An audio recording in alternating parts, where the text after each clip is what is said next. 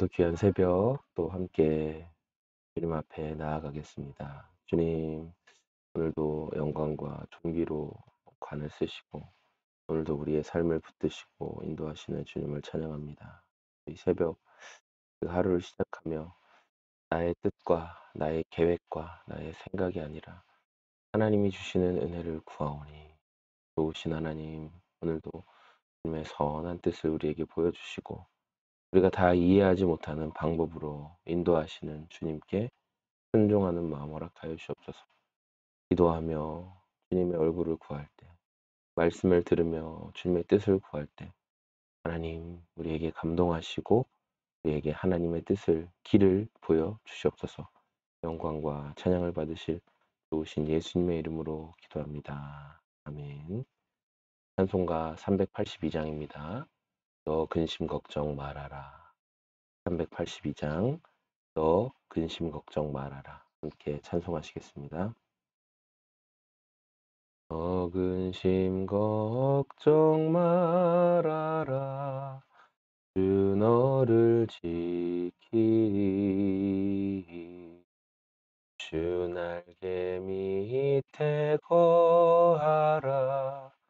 주 너를 지키리.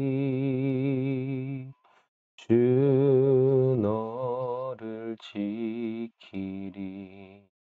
아무 때나 어디서나 주 너를 지키리. 늘 지켜주시리. 어려워 낙심될 때에 주 너를 지키리. 위험한 일을 당할 때 주 너를 지키리. 주 너를 지키리. 아무 때나 어디서나 주 너를 지키리. 늘 지켜주시리. 너 쓸 것 미리 아시고 주 너를 지키리. 구하는 것을 주시며 주 너를 지키리. 주 너를 지키리. 아무 때나 어디서나 주 너를 지키리. 늘 지켜주시리. 어려운 시험 당해도 주 너를 지키리. 구주의 품에 거하라. 주 너를 지키리. 주 너를 지키리. 아무 때나 어디서나 주 너를 지키리. 늘 지켜주시리. 아멘. 함께 하나님 말씀을 보겠습니다. 하나님 말씀은 사무엘하 3장 27절에서 39절까지의 말씀입니다. 사무엘하 3장 27절에서 39절까지 말씀입니다. 제가 말씀을 봉독하겠습니다. 아브넬이 헤브론으로 돌아오니 요압이 그와 조용히 이야기하려는 듯이 성문 안으로 그를 데리고 들어갔다. 요압은 거기에서 동생 아사엘의 원수를 갚으려고 아브넬의 배를 찔러서 죽였다. 다윗이 그 소식을 듣고서 외쳤다. 넬의 아들 아브넬이 암살당하였으나 나와 나의 나라는 주님 앞에 아무 죄가 없다. 오직 그 죄는 요압의 머리와 그 아버지의 온 집안으로 돌아갈 것이다.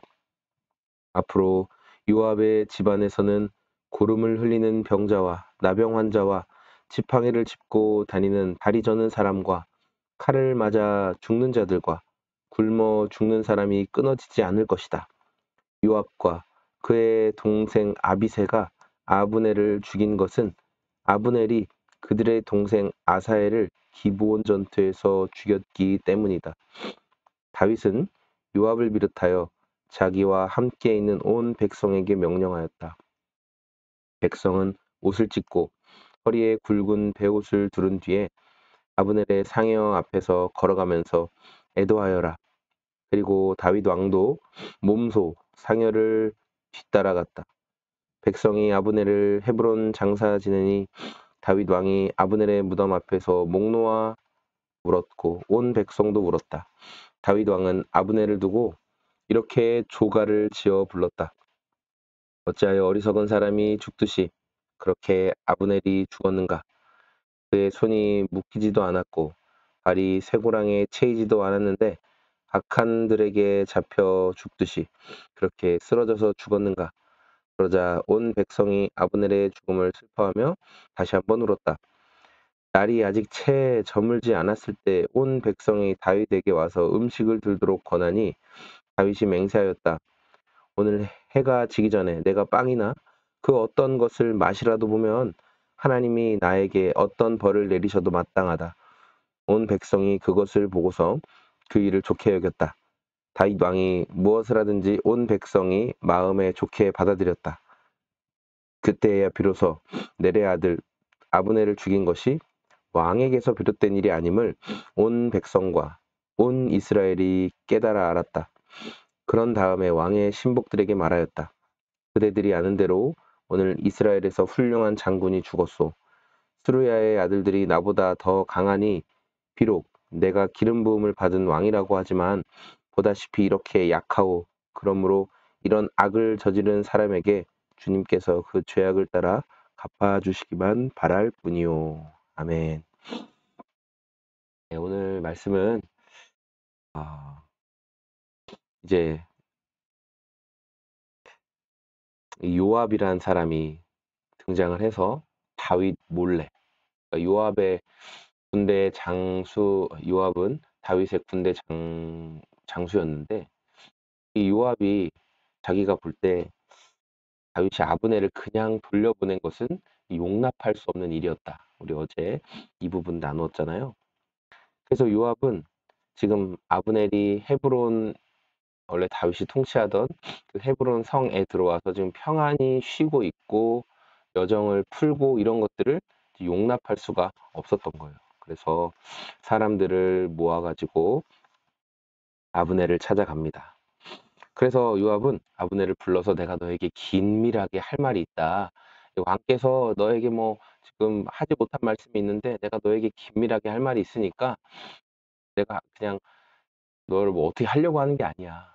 말하고 싶어서 그래. 그러니까 우리 잠깐 보자. 이렇게 아브넬을 좀 무장 해제시키고 그리고 거짓말로 속여서 그를 불러냈다는 거죠. 그를 불러내서 결국 아브넬은 아브넬의 배를 이렇게 찔러서 죽이는 모습을 보게 됩니다. 그래서 오늘 말씀에 등장하는 것처럼 요압이 동생 아사엘의 원수를 갚으려고 아브넬의 배를 찔러 죽였다. 그러니까 이 아사엘이 누구였어요? 계속 아브넬을 쫓아서 내가 저놈만 잡으면 될 거야. 그러면서 계속 쫓아가다가 이 노련한 장수였던 아브넬에 의해서 죽임을 당하게 된 동생이었잖아요. 그래서 동생에 대한 복수를 하기 위해서 결국 요압은 뭐 왕의 명예나 뭐 다윗이 지금까지 했던 말들을 뭐 지켜준다거나 그런 것과는 전혀 상관없는 자신의 사사로운 복수를 위해서 결국 아브넬을 죽이게 한 거죠. 죽게 만들었어요. 그러니까 이 소식을 듣고 지금 다윗이 굉장히 마음 어려워하고 있어요. 아니 어떻게 이런 일을 행할 수가 있느냐 하면서 사실 어떻게 분노하고 그런 모습들이 등장하게 되죠. 그래서 28절에 나오는 것처럼 넬의 아들 아브넬이 암살당하였으니, 그러니까 암살당했다는 거예요. 이거는 이렇게 뭐 싸우고 야 너 나와, 나는 도저히 너를 그냥 돌려보낼 수 없다. 예를 들어 요압이 그래서 아브넬 너 나와라. 너 내 동생도 죽였고 나는 너를 그냥 돌려보낼 수 없으니 우리 1대1로 진짜 싸우자. 이것도 아니었어요. 그렇죠? 좋게 말했잖아요. 왕이 너에게 할 말이 있는 것 같은데 또 아직 내가 너에게 못한 말이 있거든? 잠깐만 나와봐. 이렇게 속여놓고 그를 암살했어요. 죽인 거예요. 여럿이 몰려들어서 그 배를 찔러서 죽여버렸죠. 그래서 하는 말이 뭐예요? 다윗이 나와 나의 나라는 주님 앞에 아무 죄가 없다. 이건 내가 시킨 일도 아니고 내가 의도한 일도 아니다라고 다윗은 분명하게 자신의 무죄함을 말하고 있어요. 그러면서 우리가 그 누군가를 이렇게 믿을 때 또 우리가 누군가에게 기대하는 게 뭐예요? 말과 행동이 함께 가는 걸 기대하잖아요. 말은 이렇게 했는데 행동이 다르면 우리가 되게 실망을 많이 하잖아요. 그런데 오늘 다윗이 어떻게 하냐면 자기가 말하고 행동하는 것이 함께 가는 모습을 보여주었다는 거예요. 다윗은 지금 이 아브넬의 죽음에 나는 아무런 관계가 없다. 이거는 오직 요압이 독단적으로 한 행동이다라고 말하면서 29절부터 오직 그 죄는 요압의 머리와 그 아버지의 온 집으로 돌아갈 것이다. 그러면서 이 죄에 대한 잘못은 요압 가문이 다 받게 될 거다 앞으로. 그러면서 요압 가문을 저주하기 시작합니다. 그래서 요압의 집안에서 이제 고름을 흘리는 병자, 뭐 나병 환자, 다리를 못 쓰는 사람, 칼을 맞아 죽을 자들, 굶어 죽을 자들이 끊어지지 않게 될 것이다. 그 가문 자체를 저주하고 그 가문 자체에 이렇게 남을 속여서 거짓말로 그 아브넬을 죽이게 했던 이 죄에 대해서 굉장히 강력한 저주를 하는 모습을 볼 수 있습니다. 성경은 요압이 그리고 요압과 요압의 동생이었던 아비새가 지금 아브넬, 이름이 다 비슷해가지고 좀 헷갈리죠? 요압과 요압의 동생 아비새가 아브넬이라는 사울 편에 있었던 군대 장관을 지금 죽인 일에 대해서 성경은 뭐라고 기록하고 있어요? 30절. 요압과 그의 동생 아비새가 아브넬을 죽인 것은 아브넬이 그들의 동생 아사엘을 기브온 전투에서 죽였기 때문이다. 그러니까 그 요압이 앞에서는 굉장히 뭐 여호와 뭐 하나님께서 뭐 이 일을 행할 것이고 어쩌고 저쩌고 뭐 하지만 실제로 요압이 지금 아브넬을 죽인 이유는 뭐라는 거예요? 자기 동생에 대한 복수, 개인의 복수를 자기가 행한 거예요. 우리가 말로는 되게 뭐 하나님께서 갚아주실 것이고 하나님께서 뭐 돌보실 것이고 뭐 이렇게 말하곤 해요. 그래서 참 말을 많이 하는 게 어려울 때가 많은 것 같아요. 쉽게 말하죠. 우리가 원망스러운 상황이 생기고 불편한 상황이 생기고 억울한 상황이 생겼을 때 우리는 아주 쉽게 말합니다. 하나님이 갚아주실 거야. 하나님이 돌봐주실 거야. 하나님이 뭐 어떻게 하실 거야. 그런데 실제로는 어떻게 하죠? 내가 행동하죠. 내가 원수를 갚아버리고 내가 뒤에서 모략을 해가지고 사실은 저 인간 진짜 나쁜 인간이에요. 막 이렇게 해가지고 하고 못되게 대하고 함부로 대하고 어떻게든 저 사람이 망하길 바라고 그러니까 우리가 해버려요. 그러니까 우리가 오늘 이 요압의 모습을 보면서 요압은 진짜 나쁜 인간이다 라고만 할 수 없는 게 우리 또한 말로는 하나님의 섭리, 하나님의 어쩌고 저쩌고 하지만 실제로 우리 또한 내가 알아서 해버릴 때가 너무 많거든요. 우리가 오늘 말씀을 통해서 이 부분을 한번 점검해 봤으면 좋겠어요. 다윗이 자기가 아브넬의 죽음 앞에 책임이 없다라는 것을 보이기 위해서 이제 31절부터는 다윗이 보여준 그 행동에 대해서 이야기를 하고 있어요. 다윗은 요압, 그러니까 아브넬을 찔러 죽였던 요압, 너까지 포함해서 모든 백성들, 나와 함께 있는 모든 온 백성은 옷을 찢고 굵은 베옷을 두른 뒤에 아브넬의 상여 앞에서 걸어가면서 애도해야 된다 이렇게 말하고 있어요. 이스라엘에서 겉옷을 찢는 행위는 가장 큰 어떤 애통함의 표현이죠. 붉은 배를 동이고 장례를 치러야 된다 이렇게 이야기를 합니다.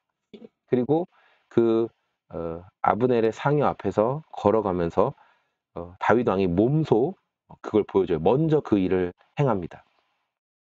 헤브론에서 이 아브넬을 장사 지내고 그리고 사울 왕과 요나단 왕자에게 했던 것처럼 애통하는 시, 슬픔의 노래를 지어서 아브넬을 이렇게 아브넬의 장례를 치러요. 그래서 어찌하여 당신이 죽었습니까?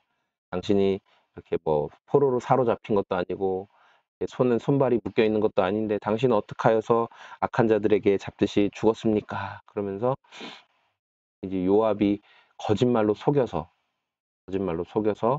죽이게 한 것들을 은연중에 이야기하면서 슬픔을 애통해하죠. 그리고 이제 다윗이 이 정도로 그냥 겉모습만 보기 좋게 하는 행동이었다면 이제 장례를 다 치르고 그냥 같이 백성들이랑 좀 울어주고 그다음에 35절에 날이 아직 채 저물지 않았을 때 온 백성들이 다윗에게 와서 음식을 들도록 권했다. 그러니까 이제 장례의 행위는 했으니까 남들이 보기에 적당한 그림이 잘 나왔으니까 다윗 왕도 슬퍼하고 장례도 치르라고 했고 그럼 이제 왕이시여 이제 잊으시고 식사하시고 좀 편안하게 쉬시죠.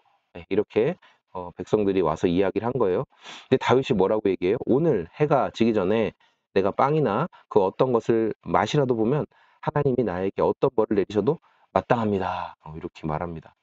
그러니까 이 모습을 보고 36절에 온 백성이 그것을 보고서 그 일을 좋게 여겼다. 다윗 왕이 무엇을 하든지 온 백성이 마음에 좋게 받아들였다. 다윗은 진심으로 했다는 거예요. 진심으로. 그러니까 이렇게 뭐 좀 이상한 신학자들이 이 다윗에 대해서 되게 부정적으로 보는 이상한 신학자들이 있어요. 그래서 다윗이 이렇게 사울에 대해서 어쨌든 역사는 승리자의 역사잖아요.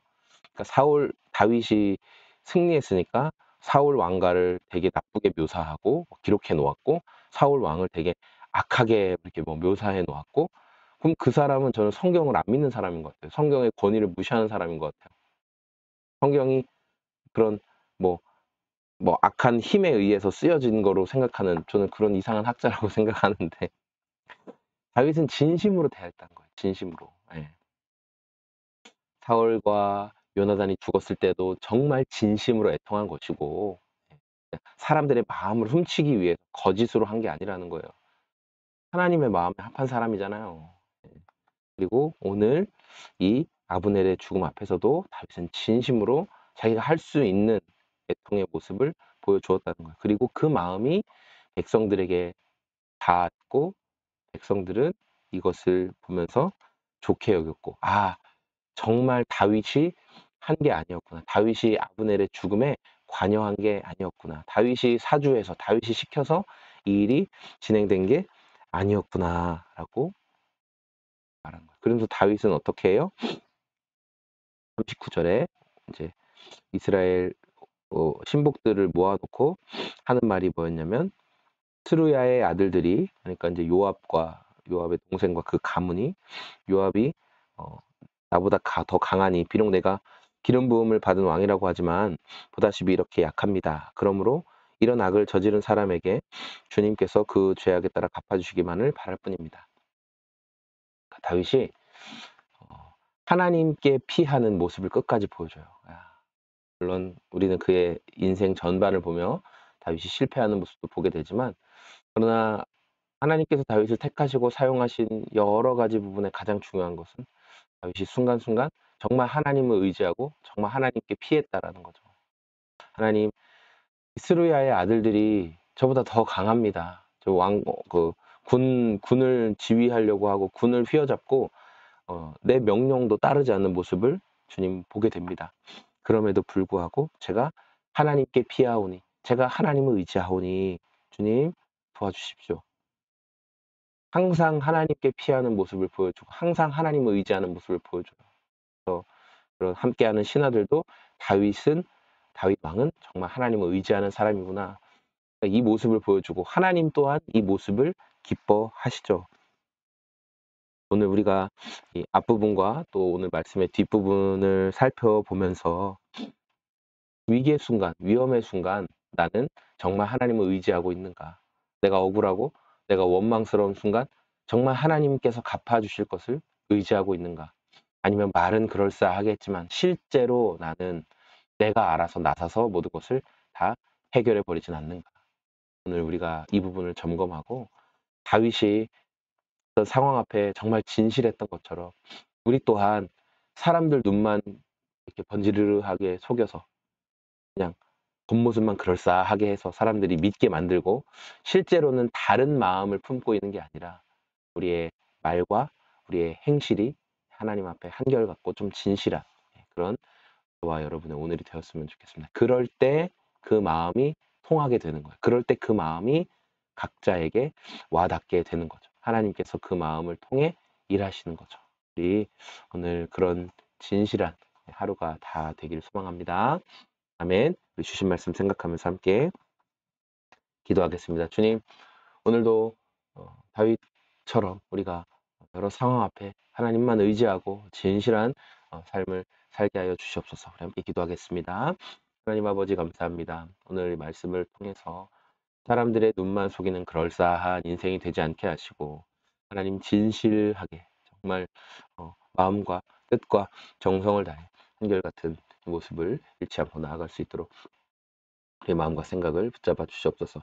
사람들처럼 세상의 방법처럼 적당히 눈만 숙이고 살아가지 않게 하시고 참으로 진실하게 하나님 영광을 드러내는 오늘의 삶이 될 수 있도록 우리를 붙들어 주시옵소서. 하나님 아버지 감사합니다.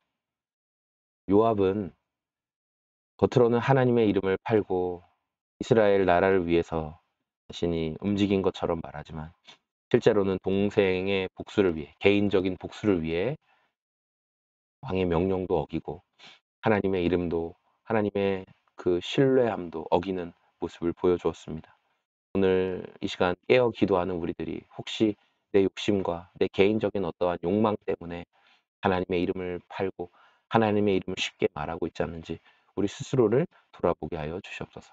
다윗 왕의 모습을 보면서 눈만 속이는 눈속임만 하는 그런 인생이 아니라 정말 진실하게 순간순간 하나님 의지하며 살아가야 할 모습을 보았습니다. 우리 또한 그렇게 진실하게 오늘을 살아가고 하나님 앞에 오늘 기도한다고 하면서 또 오늘도 이 새벽에 깨었지만 겉모습만 그럴싸하게 있지 않게 하시고 우리의 입을 열어주시고 우리의 영을 깨워주시고 하나님 앞에 엎드려 은혜를 구하게 하여 주시옵소서. 오늘도 주님과 동행하는 그런 하루가 되길 소망합니다. 감사합니다. 좋으신 예수님의 이름으로 기도했습니다. 아멘. 여러분 감사합니다. 이 시간에 함께 개인적으로 정한 시간까지 함께 기도하겠습니다. 평안한 하루 되십시오.